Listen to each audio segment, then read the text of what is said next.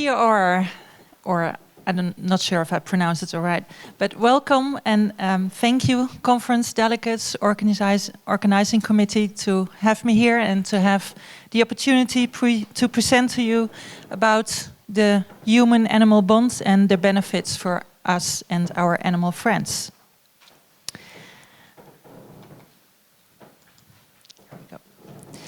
Today's presentation was co-prepared with my colleague Sandra Haven-Vos, who is here with her dog, former dog Lotte. And during this presentation, we will explore the human-animal relationship in this journey from ancient times. And in this journey, we will explore this bond. This will reveal how it develops from a survival-driven relationship to a relationship with a deep emotional bond like we have nowadays with our companion animals. Through the process of domestications, both dogs and horses have learned to show obedient behaviors towards humans. And this has led to an interaction with humans that work perfectly, as we know. Interestingly though, cats, as we heard already this morning, have done it differently. They have not learned to show obedience behavior towards humans. They are utilized, or they have been utilized in the past, for their instinct to hunt, and hence, as a result of that, decrease rodent populations. Today, horses are celebrated for their competitive spirits and their fun we have with them in recreational purposes, but also in therapy settings. And dogs and cats are our beloved pets, and they play a crucial role in human well-being, because they provide for us the support and warmth and health. So they play a crucial role in human society as well. And if we consider the human attitude towards animals, it can be described using this model from James Sirpel, using two motivational considerations, being the vertical axis that goes about affective and emotional responses of humans towards animals, and the horizontal, which is about utilizing the animals for different purposes. But as you can see here from this graph, there are different species, or the same species in different purposes and different roles. If an animal also displays on this model, it also depends on the animal attributes, the human individual attributes, and also cultural factors.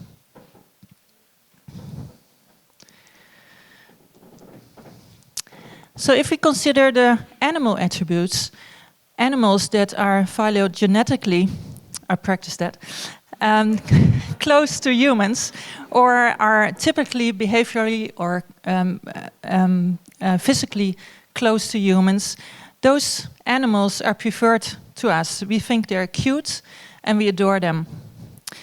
But how come that we do care a lot about these cute animals and we do not, or less, care about more ugly ones? Well, that's one of the explanations could be that these cute animals remind us from human-like babies.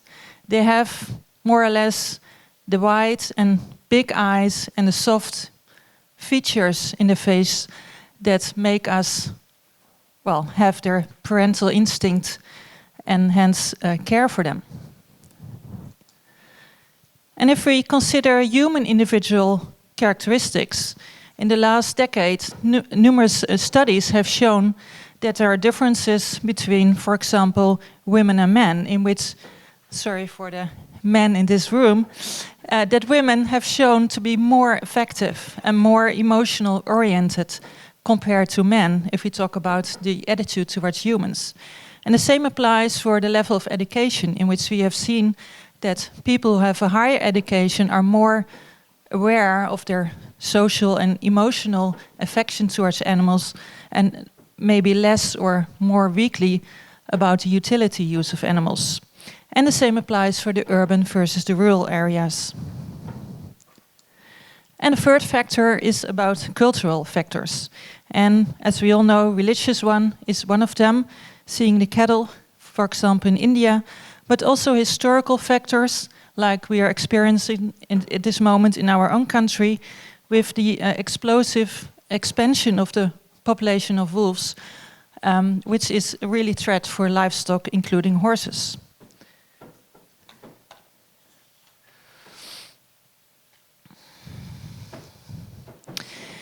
So the development of the human-animal relationship has been subject of several research in the last decades.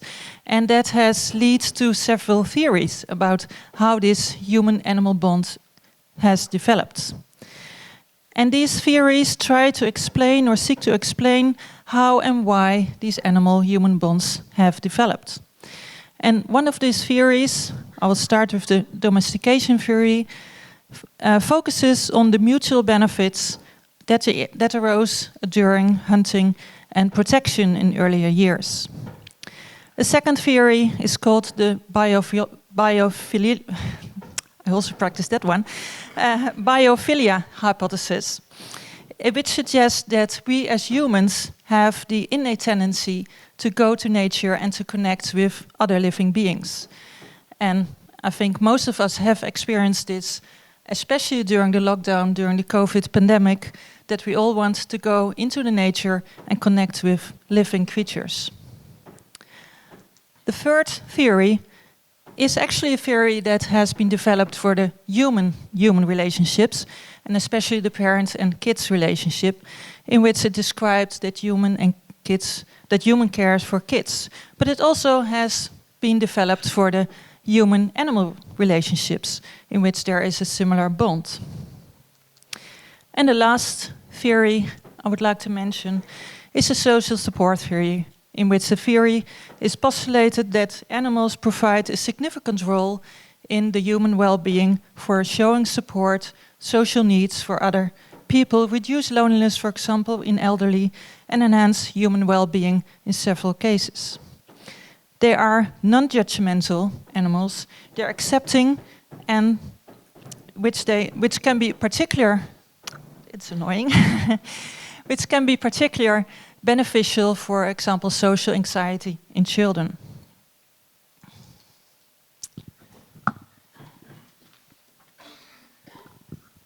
In the following section, I would like to focus more on the relationship which we have with our animals, be it emotionally, physical, and socially. And the first I would like to mention is Erica Friedman. She is recognized, or she is inspired by her work, groundbreaking work about having pets for the human health. And in one of her studies, who was the groundbreaking study for this case, she showed that people who had survived heart attacks still lived after a year, and was significantly higher, this rate was significantly higher for people who were dog owners compared to non-dog owners. And since then, several reports showed that having an animal or having a dog has lots of health benefits. For example, they reduce stress, they connect with others, they provide a sense of purpose, and it also, people are more physically active. And I wrote down a number. The World Health Organization recommends that we as humans should have 150 minutes of moderate to strong physical activity per day? No. Per week to be healthy.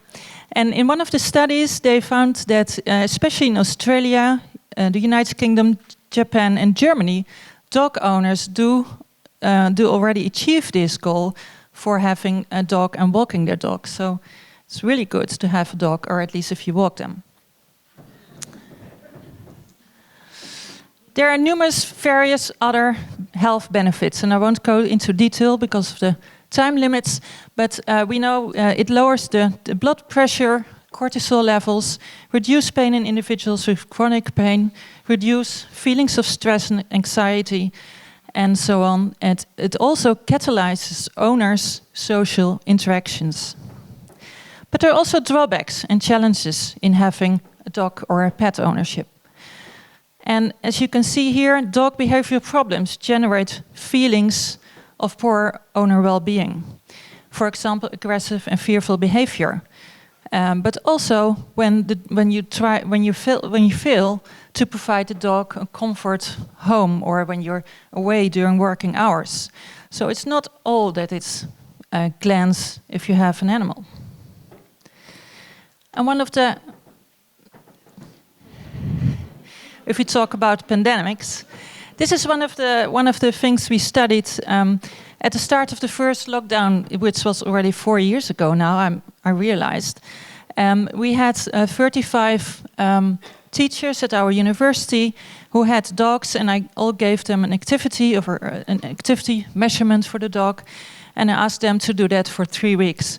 And what we saw is that we saw the blue line, the activity of these dogs was significantly higher for almost all the hours of the day compared to a more or less control period half year later.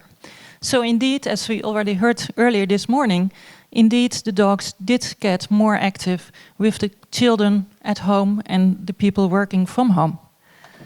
So that's an interesting result, and we were wondering what it would do with the health and the well-being of the dogs.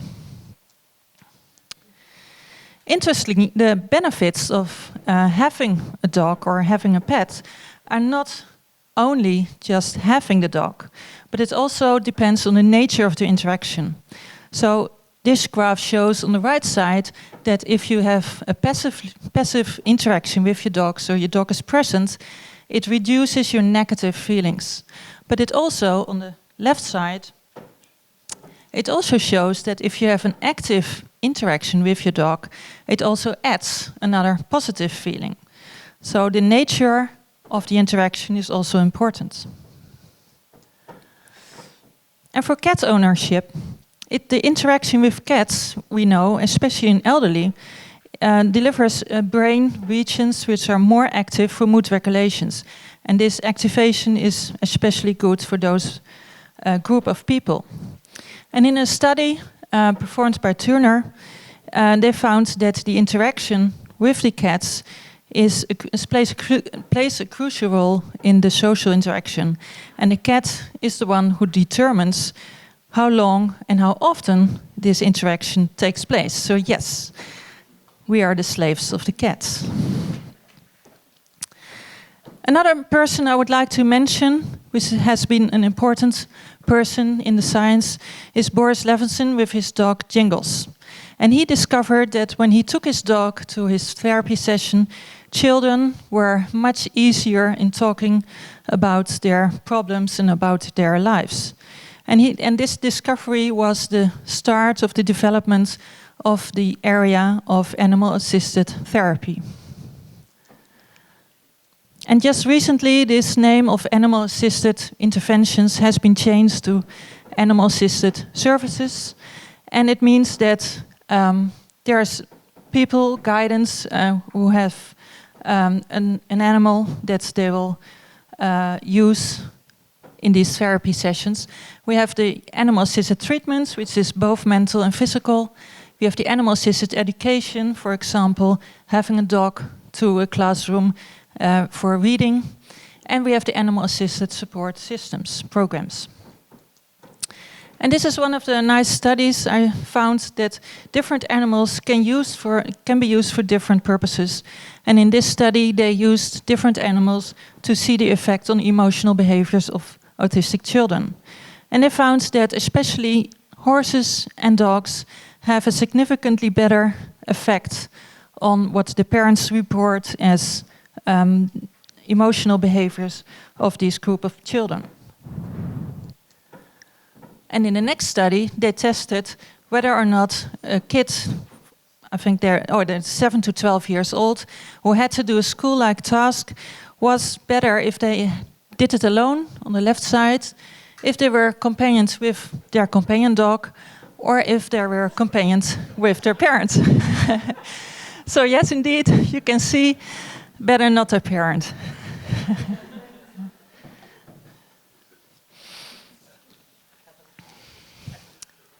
5 more minutes. All right. Okay. I'll hurry up. While research is evolving on using therapy, equine therapy sessions for military persons, there's anecdotal and preliminary results that this has positive effects. And this is horses do communicate most of the time non-verbal cues, and these veterans learn how to use that in their own work. So what's in it for the companion animals?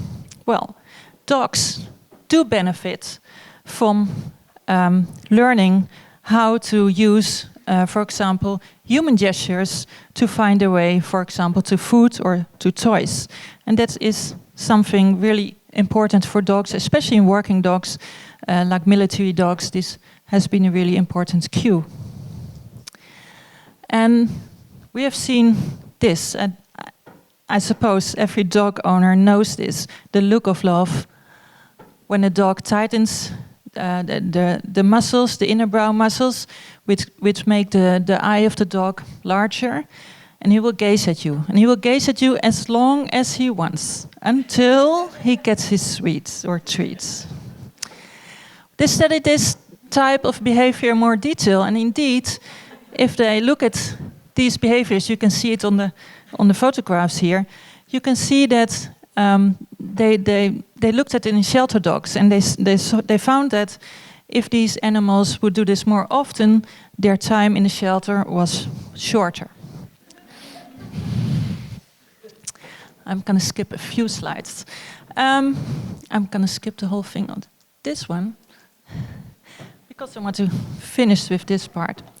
I would like to finish with the part about ethical considerations, because I think anthropomorphism, as we know, is an important feature if you talk about companion-animal relationships with humans. And multiple animal welfare organizations now are speaking out against Universal Pictures for using this Scottish fold cat in their trailers, because this cat, of course, as we know, has severe health problems, and we fear also an increase of this popular cat. Another fear is the short-nosed, as we already saw this morning, has distinct features which have severe health problems. So that's another ethical consideration. And another animal sector I'm working on at this moment is the military working dogs. And although these military working dogs are regarded as human partners and no expense is suspended or for the safety, they're honored upon requirement. Still, the ethical discussion about using animals in dangerous roles is still there.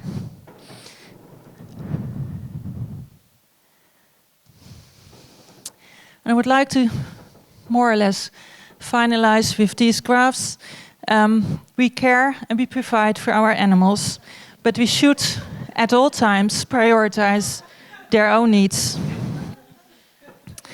And we should refrain from our emotions and behaviors to put on them. So this relationship between humans and animals, our companion animals, is complex, and it touches on emotional, social, and physical elements. And over time, these connections have grown from simple living together to a strong emotional bond that deeply affects health, happiness, both in human and our companion friends. It's furthermore crucial to understand and care to ensure that the well-being of our pets is what we want. And that helps us to build and secure a responsible and caring community. Thank you.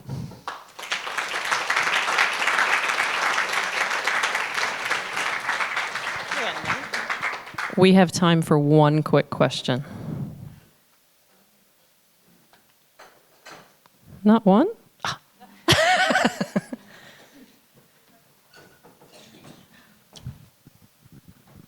Tell us about the oxytocin.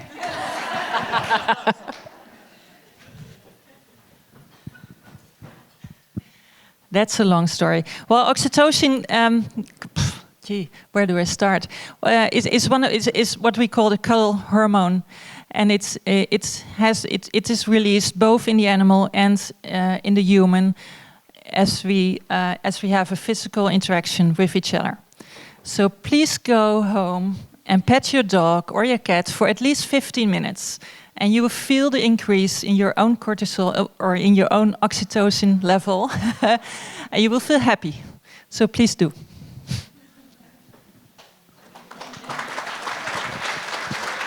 Thank you, Kathalijne.